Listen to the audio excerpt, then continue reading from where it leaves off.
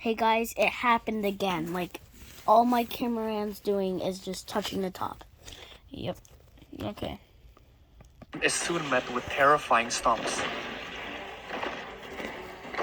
The Tyrannosaurus Rex, the king of the food chain, and he stumbled upon this dry land in search of water and food. Let's keep count of his kills. Surely the carnivores would kneel in fear meeting this giant.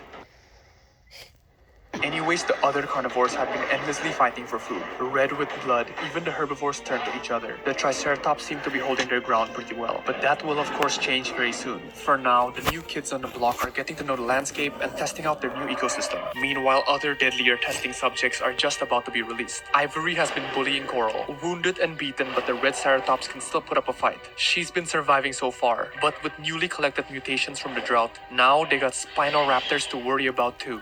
These meat-eating mutants scanned their competition and confident it can go for our Z-Biotic sponsor. Okay, maybe not today. That was shameful. Well, teamwork isn't really their best skill, and Coral takes advantage of that, taking the lone raptors out first. Right now, the Triceratops' only worry is taking each other out, but those Spinoraptors were just the appetizers. This is what the whole ecosystem should fear. They're fucking. The Indominus Rex, turning a cool white to blend into the lab. It spent no time to collect his first victim, ripping Coral's neck. But before anyone can take in what just happened, the lab signals a new life form. Indoraptor, bro. The Indoraptor, forged with the colors and biomass harvested from the muddy creek, he is ready to kill. And Ivory was just passing by. The white Stegoceratops got a nice slam in, wounding the Indoraptor badly before it clawed a deep strike back. It calculated that this fight is not in his favor. In most instances, the genetically modified herbivores can defend themselves even from the Indominus Rex, as he runs away, turning green out of embarrassment. While it gets ready to fight though, I'm introducing another hybrid.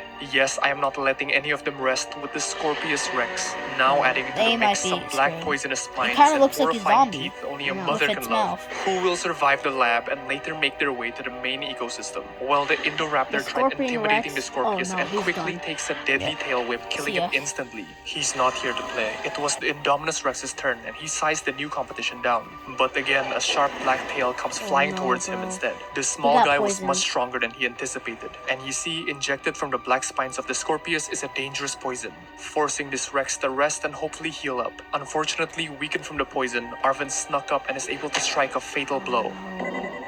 It's the Stegoceratops against the Scorpius now. Ivory struck the black mutant, injuring it the most. Again, not leaving the battle without being poisoned. The Scorpius Rex flurries in a fit of rage, shredding Arven with scratches and poison, ultimately leaving him to a slow, painful death, as Arven takes the last of his labored breath, killing him.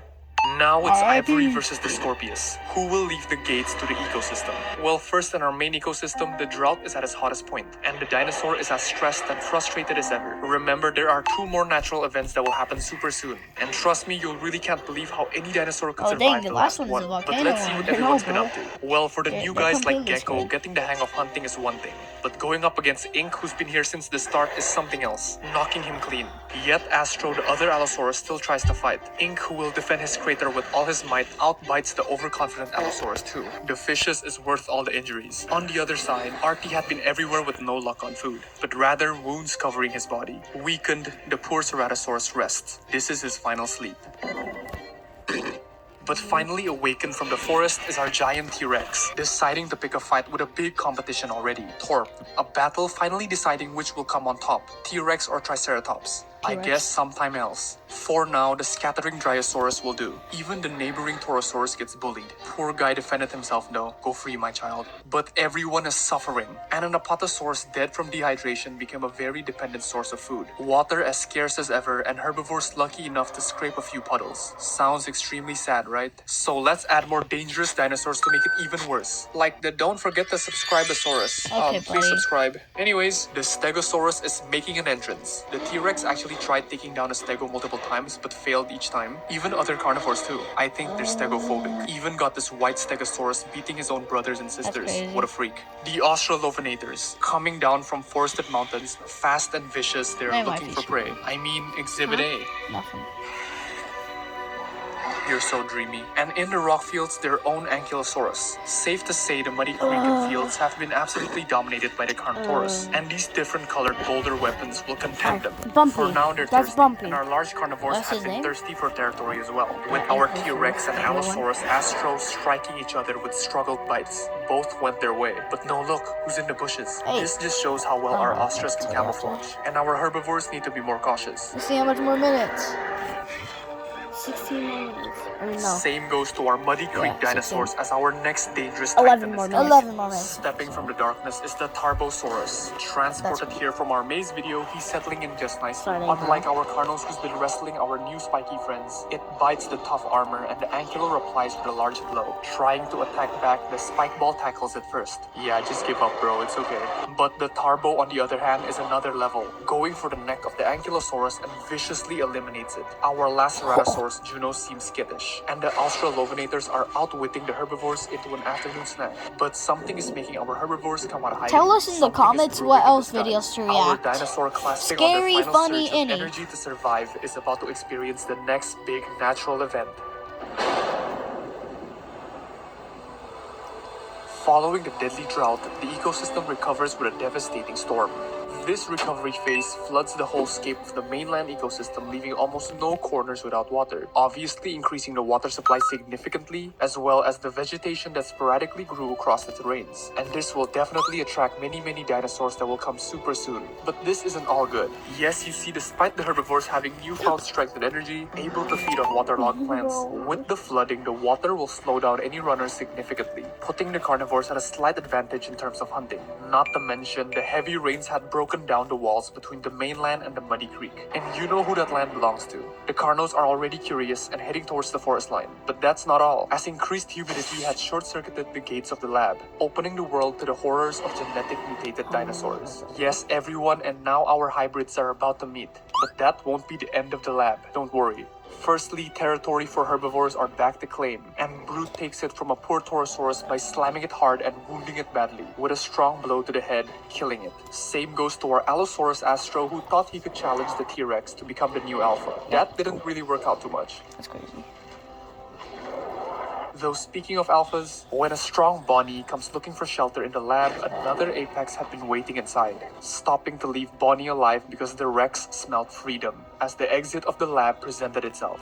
Bonnie laid weakly, and the Scorpius is not one to leave victims alive, killing Bonnie and the first to take down a Triceratops. So it goes outside the mainland and hunted. Blood dripping from its serrated teeth, it has never tasted anything this good. Oh, this is bad. That's crazy, Even so, bro. we've got new company to worry about too. The duck-looking Dinochirus. Very good water traversers and wants to munch on the water weeds swept into these lands. It has very long, sharp claws, unlike the pack of Myosauruses and Iguanodons, whose feature comes in the form of meaty legs and beaks. But with sharper claws, the Therizinosaurus is not one to underestimate. A herbivore that will not be so easy to hunt. Well, how about with hungrier concavenators looking to disrupt the herbivores' lives here? Will any of these stand a chance with our Scorpius, who's been having a field day eating anything on its path, and basically violently testing his surroundings, sometimes even biting its prey and letting the poison do the work for him? What the? Well, the larger carnivores had made their way to the mainland too, hunting the now pretty abundant thriving herbivores. Ink specifically is in his element, taking down a Stegosaurus for a large meal as he sticks to the waterline. And that is not an easy victim. Over at the MD lab, some sneaky few is looking to claim the new nesting territory. An Ostra killing a Dilophosaurus who had the same idea as itself. Back in the start, the Scorpius Rex's kill counter is not stopping. Even goes as far as striking a poisonous whip to the Therizinosaurus, allowing Ink to step in and kill the weakened Therizino as it steps into his water den. Okay, mister, cover up at least. Anyways, that's a lot of food for our last Baryonyx. And everyone seems just riled up. Surprisingly, death numbers increase so much during this phase for some reason. Is there something in the water? But there is tension for sure. In the undergrowth, where Brute is still bullying his brother Torp, pushing him around and out of his section of the bushes. The Archaeos seem to have found a spot to hide from all the disturbance outside. Well, that's if Pyro don't get to you guys first, while his brothers on the other hand prefers the meteor meals of the forest. And again, Juno himself has been leaving a trail of dead bodies too. And this white stego is still fighting his own species. What a weirdo. Yet it looks like the lab has another survivor. Ivory, our Z-Biotic sponsored dino, had pushed the Scorpius away from itself, and in a storm it has found itself against a hungry Carno. It got a bite in. but Ivory is able to wound him enough. The lonely Ceratopsian had survived another harsh storm. Okay, why are these guys still at it? The Black Mutant, a force that the ecosystem had never seen before. And like in a non-stop rage, it kills many of the dinosaurs without question, going into battle without even thinking. And it seems like it's just programmed and born to feed. Then it comes across the Tarbosaurus. It was a long fight, with flurries of attacks going back and forth, and Bro, he gradually needs to toxic die. spines getting lodged into the Napoleon? puzzle. The Yeah, Scorpius him. Rex's skin breaking under immense force of the Tarbosaurus's jaw too. The red giant is extremely wounded and takes a rest to slow down the poison inside him. Okay, that's just rude. Recklessly, the What? Scorpius didn't rest. Instead, going for an Iguanodon that even poisoned badly, smacks the mutant and got devastating strikes in with its hooves. Of course, it died shortly after with a single slap from a Dinochirus. But like any force that relentlessly keeps going, as it comes face to face with Pyro, luckily for the Carnotaurus, the Iguanodon's hits were just deep enough to overpower the Scorpius Yes. Rex. The force is bound to fizzle out, and Pyro Ooh. had killed the lab's most dangerous mutant. The herbivores rejoiced at the sight of the lifeless body, and now the ecosystem is looking like it's stabilizing itself. Juno is still active in trying to take down a Triceratops, and Ink is still firmly defending his crater from anyone possible. The dinosaurs calm down for a second, enjoying each of their territory, and the mysteriously shaped crater. 5 more But minutes. a sudden roar in the sky is about to change everything.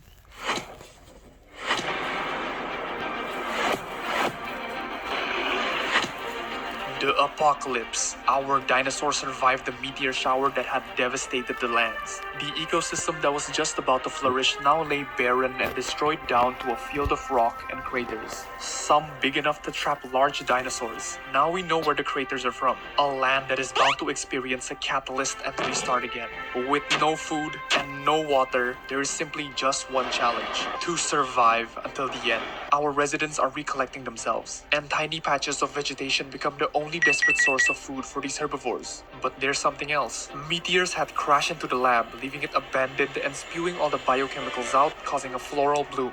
This will be the only source of fibers for the herbivores, and carnivores will definitely take advantage of it. However, they'll come across the specimens of the lab who had broken out too. A pack of stronger Spinoraptors, mutated with something called the L1Z genome. Does anyone in the comments know it? Well, they'll play a key role in this apocalypse event, and already the T-Rex took no chance and quickly hunted the confused iguanodons to feed up. And many new escaping dinosaurs made it to the ecosystem too, like the Cryolophosaurus. Older ones like Ivory and Juno found themselves in a clinch. Ivory hits our last Ceratosaurus, and the impact is just too much for Juno. Weakened, he fell down and lets his body finally rest forever. Casper, Artie, looks down on the youngest Juno, and they're nothing but proud he made it this far. Rest in peace, Juno. The Spinoraptors had been naughty, standing their ground very well and weeding out trespassers who think they could bear the fruits of the lab. It looks like they have killed a lot of dinosaurs. Ink tries pushing a Dinochirus into a crater, but it escapes, putting a claw strike in. The Baryonyx underestimated the duck, like Pyro, who did the same to Torp, however leaving Torp very injured and lonely. For the rest, it is an endless battle for food, using a lot of energy to chase prey down just to find small wandering herbivores to eat usually will only sustain them for a while. For larger prey and food, they'll need to take risks, like this Carno taking charge of the lab. He likes this place and makes sure everyone usually will only sustain Sorry, them for a guys. while. For larger prey Sonny and came food, in. they'll need to take risks, My dad. like this Carno taking charge of A the lab. kidnapper. He likes this place No, and makes sure he's everyone kidding, knows he's it. kidding. For the T-Rex, it is a big juicy Triceratops. Torp again. Pushed in the crater with sheer force, Torp lunges for a hit. The T-Rex goes in, scraping Torp's back, making enough space for him to run away again. The large carnivore now has to eat any scraps he can find. Scraps from Ink, who had become quite the hunter actually. Looky here, even the T-Rex is spooked by the little black Ink. Again, somehow in the apocalypse, territory is still important. With Brute having to fight a lot of duck strikes from his private flower patch, he wins. The Carno defending his area, killing a Stego who just wants to eat. He's selfish, and Pyro and the T-Rex just staring in each other's beautiful eyes. It's year 97, and the Tarbo's weight cannot be sustained by the available resources. Starving, dehydrated, he decides to lay down. And like many others too. Yeah, it is not a good time to be a small Dracorex. For some, they form new skills like blending into the barren landscape to sneak up on their prey. Iguanodons fighting off Spinoraptors in the lab. And Pyro, well, he wants nothing of that. The harsh living conditions made him stressed and even more bloodlusted, sizing up everyone in a fit of rage and even getting close to Ink's crater, causing serious injuries from the guarding baryonyx across Pyro's eyes. Safe to say he's going a bit too hard here, and for once he's going to make a very big mistake. But the hot ash breeze blows over a now dead Tarbosaurus. This is proven to be the cruelest moment in time, and the display of very violent and desperate battles. Dismembered dinosaurs scatter across the lifeless field, but maybe things are looking forward. In the background of a cautiously drinking Stygimoloch, a large Dreadnoughtus towers over the dying ecosystem. It gazes over the landscape, and he's not just here to sightsee, no. Sprouting plants and trees had started to grow, a sign of life, and our dinos just need to hold on for a bit. Unfortunately, everyone's already at their edge. The Ankylosaurus killed the first Spinoraptor, causing waves of them to escape into the main ecosystem. Seeing the crater, the raptors pushed Brute down the crater with a strike. Stumbling, the Triceratops went for a tackle but horribly fell. Lucky for him, the Spinoraptor is too nervous to stay, while some carnivores had claimed other craters as their hunting grounds. Here, the dinosaurs are more battle experienced and survived for a reason. Outside the lab, one Carnotaurus is still denying access to his lush home. The Iguanodon hits back, but with little to no energy, overpowering it is just as easy for the satiated Carnotaurus. Pyro, smitten at all the food he's been getting, sees Torp as a hot meal and challenges him. The Triceratops braces for impact and answers with horns into Pyro's face. The Carno limps weakly and falls out of tiredness, killing the Carnotaurus. Torp has been through a lot, and with Pyro's death, the end of his journey is met with plants starting to grow, a flush of vegetation starting to recover from the fertile ashes in the air. Torp and Ivory is getting along very well, killing off one of the last apocalypse passed for the road. Torp had become besties with the genetically mutated Ivory. Both had been alone and scared in the world, now found friends in each other. Cheer on Ivory's journey by checking out Z-Biotics using the link in the description. And Brute, now the one forced to be alone. The T-Rex trumps as the superior carnivore in the whole ecosystem. And Ink is still enjoying his well-deserved fish. The crater is all his. The Ankylosaurus claimed the lab as his home, alongside the Iguanodon and the lone Carno. So finally, it looks like the mainland will recover once more, and our T-Rex goes away. It looks like he smelled something miles away. What could it be? Okay, guys, let's rate it. Dinosaurs with The comments. Rate it in the comments. Yeah, rate it. My rating is 10 out of 10 because I My rating, I don't really like dinosaurs. I'll give it a 7. So 17 rating. Rate it in the comments.